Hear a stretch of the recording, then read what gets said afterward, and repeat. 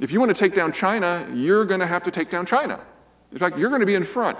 If you want any deal whatsoever, quit holding out for a multilateral one. That does not allow us to use our diplomatic, military, and economic leverage to the most. This is not the order. You cannot trade guns for butter. We can use guns, we can use butter, and we can use it to get whatever we want from you. But if you want any economic relationship with us, it's going to be a bilateral deal, not that we negotiate, that we impose. And Bobby's like, oh, he clearly doesn't mean that, so I'm just going to keep stalling for time. And then all of a sudden, the Americans had to deal with South Korea and Mexico and Canada. And 4 of Japan's 5 largest trading partners were already part of this new post-order system. About a month later, the Japanese started their bilateral talks. They'll probably be finished up later this year. Wow, talk about somebody who's had a crappy last few months. Brexit was always going to end with a hard divorce. There was never going to be a deal. The way the European Union works, if there is ever a big issue, each individual member has veto power. And there is no version of a Brexit divorce agreement that could make Ireland and Spain and the Netherlands and Germany and France and the British Parliament happy.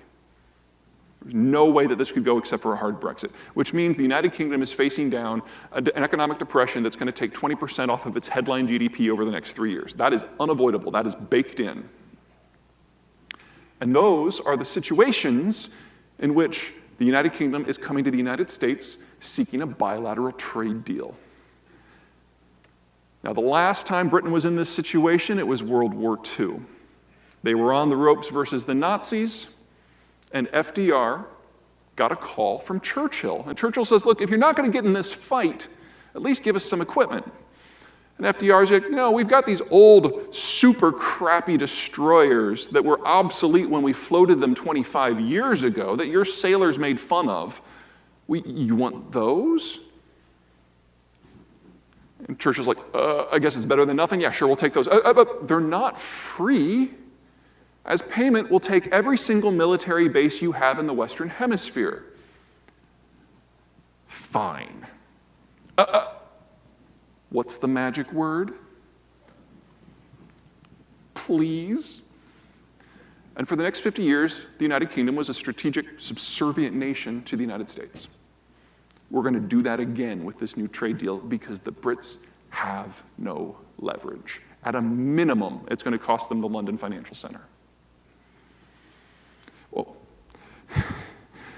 if there's a world leader out there that does not understand Donald Trump, it's Angela Merkel. She thought she could win him over with a history lesson. Like, oh, you did not study ahead for this one. She came in to explain that Germany is in the middle of the Northern European plain, which means that it's got rivals all around it. And the only way that the Germans have ever discovered that they can exist in that environment is to be better. Stronger infrastructure, better educational system, a more advanced workforce, a more sophisticated technological base. But you take anything as big as Germany and you make it as advanced as Germany, and its very existence threatens everyone around it. So European history is this horrible pendulum that swings between periods of extreme German strength, which causes a pan-European alliance to tear them down in a war, and then extreme German weakness, where Central Europe becomes a black hole that sucks everyone in. And she says, Mr. President, do you realize that if you do what you say you're going to do, if you remove the security overwatch that allows us to get past our history and our geography, that's not just the end of NATO, and that's not just the end of the European Union, that's the end of my country. His response, well, I do now. She thought she could just educate him and that would be enough, and that he would continue doing what the United States had been doing for the last 70 years. She missed the transactional nature of American foreign policy beyond the order. So on her way out the door, Donald Trump gave her a parting gift, a bill for services rendered for defending Germany since the 1940s. For all intents and purposes, the American NATO, the American European, the American German relationship died that day, and we've just been going through the motions since. Folks, if the United States has a trade deal with Korea and Mexico and China and Japan and Britain, that's already half of our trade portfolio. That's the end of the Trump administration's ambitions for trade. because that's enough that the US can probably avoid a recession even if the global system burns. I know that's not great for people in this room in the short term, but in the long term, it's going to work really well. We'll get there in a minute. One more country. President Xi, when he finally had his summit last March, called ahead. And he said, I don't want to meet in the White House.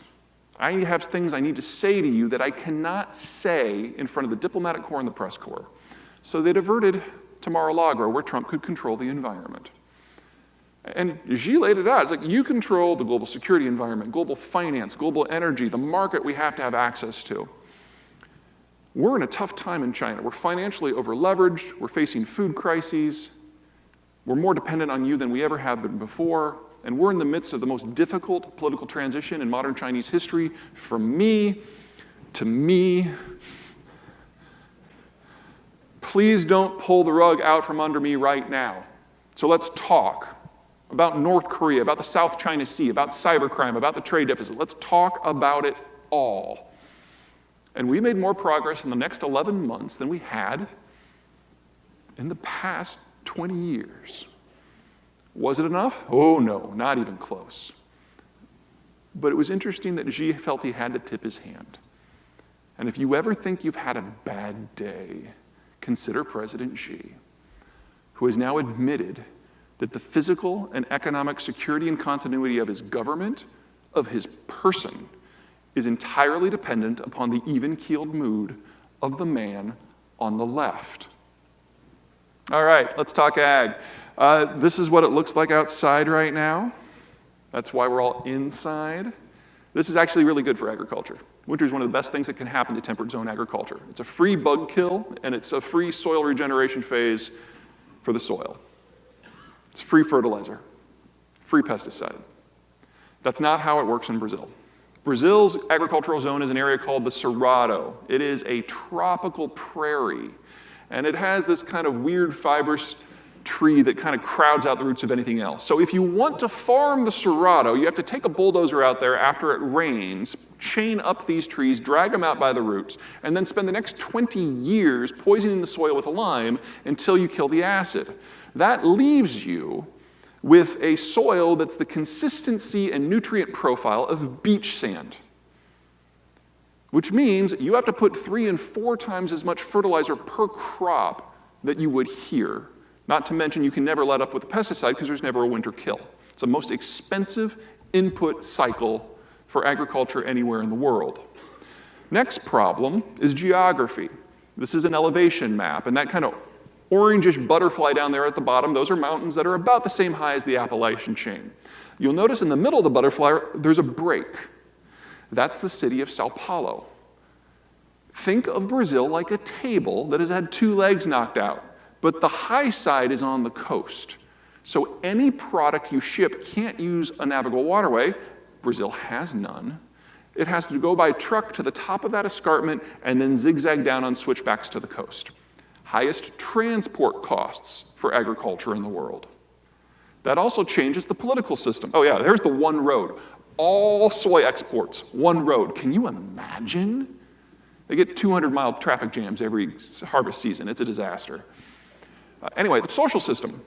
Now in the background there, you've got the Copacabana. You want to sip caipirinhas on the beach, this is where you go. But look at the foreground. Concrete block and plywood buildings. These are the favelas. These are Brazil's slums. The reason for the juxtaposition is pretty straightforward. There's so little in Brazil that is easy to develop that the only people who can become wealthy in Brazil are the people who started wealthy and had the money to put in the infrastructure and to terraform the land. Everyone else is dirt poor. This is the most unequal economy in the world and has been for 200 years. An idea from a different angle, how stark it is. Well, guess which industry this inequality problem is the strongest in? Ag. Their farms, on average, are 10 times the size of what they are in the United States, and we're not exactly known for having small farms here. There's no way for a small family farm to even survive, to even begin, because the capital costs are so high up front and continuing.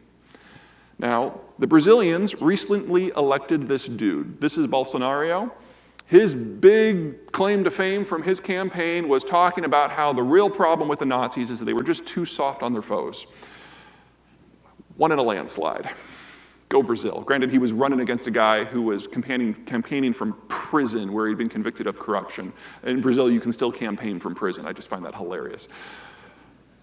Now, this guy is in league with the agriculturalists of Brazil, so expect the regulatory burden and expect a lot more slashing and clearing to happen in the rainforests as they finally have a friend in power. But if you combine the inequality of the system, and we're just on the verge of a global capital crunch, and there's only one road that takes all this stuff to market, this is how social revolutions happen. And since only one road takes it all, you only have to cut one road for Brazil to cease being an agricultural exporter. We are in the final years of you facing Brazil as a competitor.